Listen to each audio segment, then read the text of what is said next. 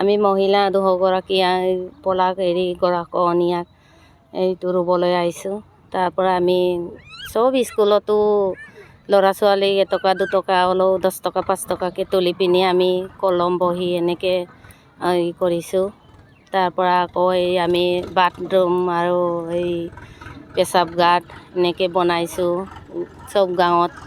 এনেকৈ আমি 2গৰাকী মহিলাই গোট খাই চব কাম কৰিছোঁ। আৰু এইটো আমাৰ চেলেক গাঁও।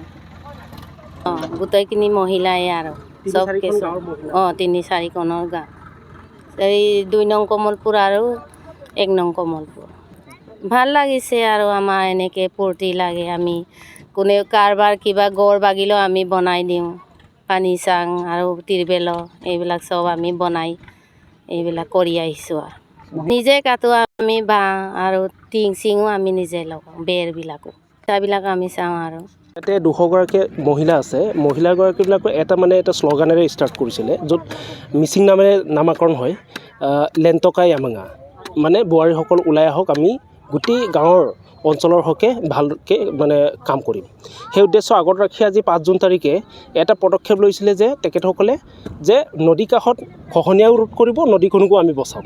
সেই উদ্দেশ্য আগত ৰাখি আমি 5 জুন তাৰিখে প্ৰত্যেকটো মহিলাই হাতে হাতে এটা পলাছ গছটোতো আপোনালোকে চিনি পায়। সেই গছটোৱে য'ত লগোৱাৰ লগে লগে সি জি উঠে, মানে বানপানী হ'লেও সি নমৰে। চ' সেইটো উদ্দেশ্য আগত ৰাখি সেইখিনি পদক্ষেপ গ্ৰহণ কৰা হৈছে। আৰু ইয়াৰ উপৰিও গোলকীয় উষ্ণতাত এতিয়া গোটেই পৃথিৱীত যদি চাবলৈ যাওঁ 30,000 কৰোৰ গছৰ প্ৰয়োজন আছে গোলকীয় উষ্ণতাটোৰ বিষয়টোত ক'বলৈ গ'লে।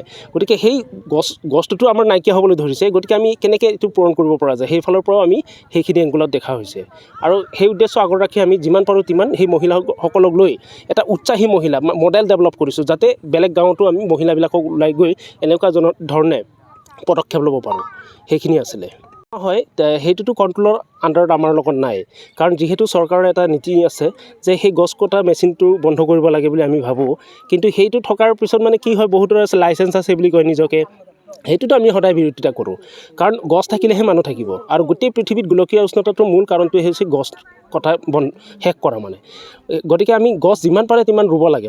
নহ'লে আমি আৰু কেইদিনমানৰ পিছত আফটাৰ 30 ইয়াৰ্ছৰ পিছত আমি হয়তো পৃথিৱীত থাকিব নোৱাৰা অৱস্থা হৈ যাম, কাৰণ উষ্ণতাটো বৃদ্ধি গৈ আছে। প্ৰত্যেকটো এটা 1.5লৈকে যদি পায়, তেতিয়াহ'লেতো আমাৰ থকাটোৱেই অসম্ভৱ হৈ উঠিব।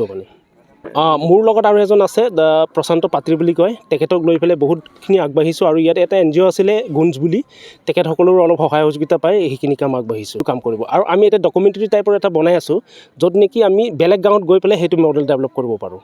যিকোনো খবৰৰ বাবে যোগাযোগ কৰক 7099017330 লগতে 7099017110 নম্বৰত।